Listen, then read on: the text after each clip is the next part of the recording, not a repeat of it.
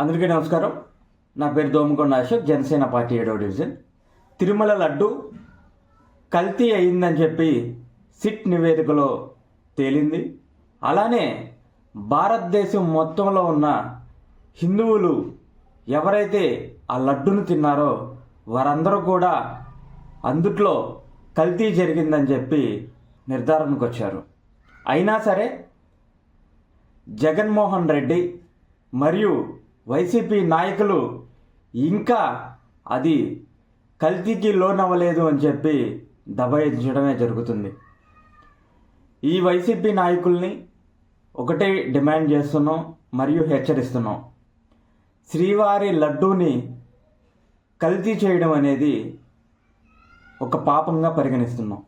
అలానే హిందువుల మనోభావాల్ని దెబ్బతీయాలనే ఒక ఉద్దేశంతో శ్రీవారి సొమ్ముని దోచుకోవాలనే ఒక ఉద్దేశంతో మీరు చేసిన ఈ పనులను ఒక క్రిస్టియన్గా నేను దాన్ని తీవ్రంగా ఖండిస్తున్నాను.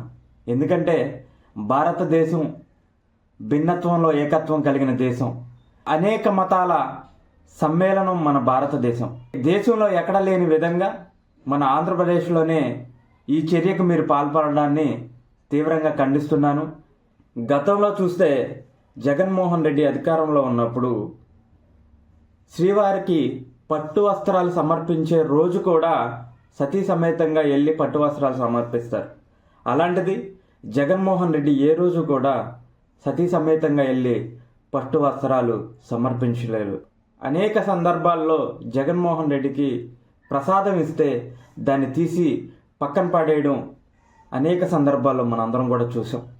భారతదేశంలో ఏ మతమైనా ఒకటే చెప్తుంది, మన మతాన్ని పూజించాలి, వేరే మతాన్ని గౌరవించాలని. కానీ ఈ జగన్మోహన్ రెడ్డి ఏ రోజు కూడా వేరే మతాన్ని గౌరవించిన దాఖలాలు లేవు. అలానే ఈ స్కామ్లో దగ్గర 250 కోట్లు మీ స్వార్థం కోసం ఆ సొమ్ముని దోచుకోవాలనే మీరు చేసిన ప్రయత్నాన్ని మేము తీవ్రంగా ఖండిస్తున్నాం. ఇకనైనా సరే జనసేన పార్టీ తరపున ఒకటే డిమాండ్ చేస్తున్నాం, మీరు తప్పు అయిపోయింది అని చెప్పి ఆ శ్రీవారికి మరియు ప్రజలకు కూడా క్షమాపణలు తెలియజేయవలసిందిగా మేము జనసేన పార్టీ తరపున డిమాండ్ చేస్తున్నాం. ఈ విషయాన్ని ఒక మతపరంగా కాకుండా శాంతి భద్రతల విషయంగాను, అలానే వేరే మతాన్ని మీద జరుగుతున్న దాడిగాను కూడా మేము జనసేన పార్టీ తరపున ఒక క్రిస్టియన్ సోదరుడిగా నేను పరిగణిస్తున్నాను.